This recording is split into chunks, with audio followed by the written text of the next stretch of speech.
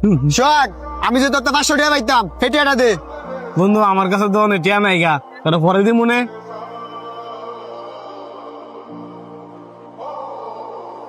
মানুষের ভালো করতে পারবি কোনো সময় না। ভাই আমি না অনেক বড় বিপদে পড়ছি, গাড়িটা একটু ঠেলে দিবেন। আপনি ড্রাইভিংও যান।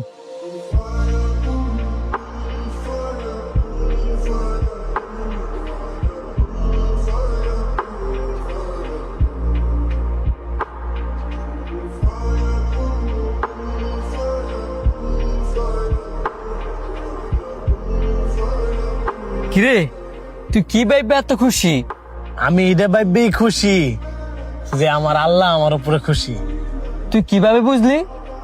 আল্লাহ তাআলা যদি তার কোনো বান্দার উপরে খুশি হয় তাহলে তার উপহার হিসাবে ভালো একটা বন্ধু দান করে, এরকম আমারেও করছে, আর সেটা হচ্ছে তুই।